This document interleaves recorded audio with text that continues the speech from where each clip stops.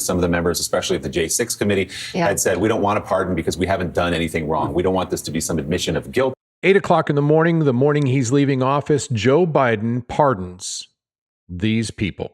The January 6th committee, we have treason, and we also have Fauci. So let's jump into this. The entire January 6th, as well as their supporting staff, General Milley and treason, and Joe Fauci with crimes against humanity, all pardoned preemptively, which means everything they've done during a certain time frame is forgiven. Now, I've got big issue with actually all three of these, and we're going to go into what they did. In fact, let's watch this, and then we'll jump into exactly what they're being accused of allegedly doing and why the pardon would be necessary. There was this sense of comedy, a little bit of a peaceful handoff, C-O-M-I-T-Y, not comedy, laugh.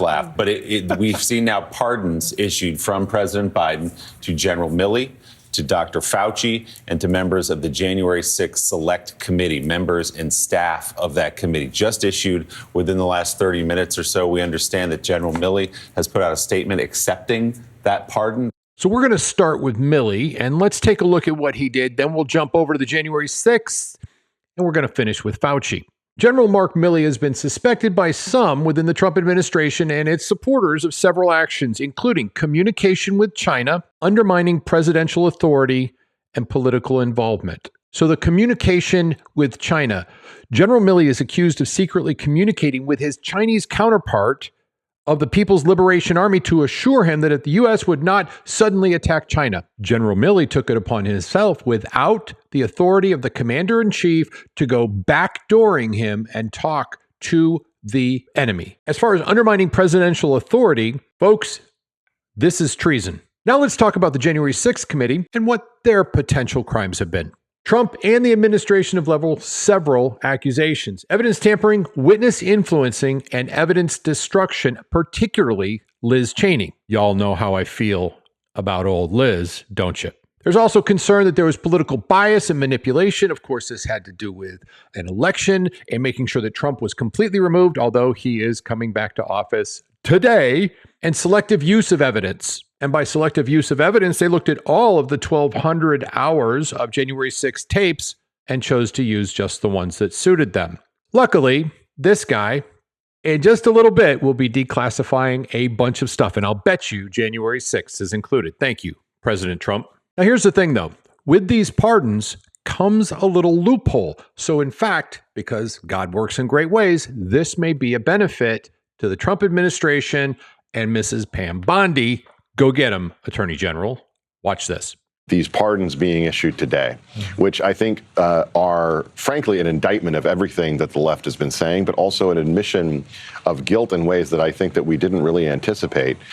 All right, I'm going to stop it there for just a second. So it's an admission of guilt. However, you're about to hear some things that make sense. Listen for the person who said, yes, I'll take it, give it to me. This is going to lead to a situation where I think even more questions are going to be asked. You're going to have more pressure from the likes of Rand Paul on the Fauci front, from the likes of Jim Jordan, et cetera.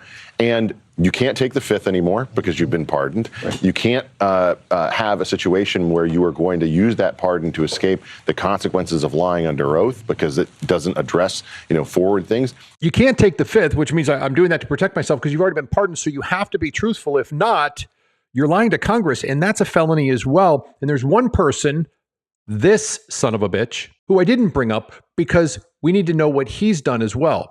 It is my strong belief, and the belief of many, many people, he knew exactly what he was doing, that he did do gain of function, and that he was involved in financing through whatever his alphabet was that he was supporting, where he was in charge of. He funded the lab that created COVID. It was intentional. He is a bad man.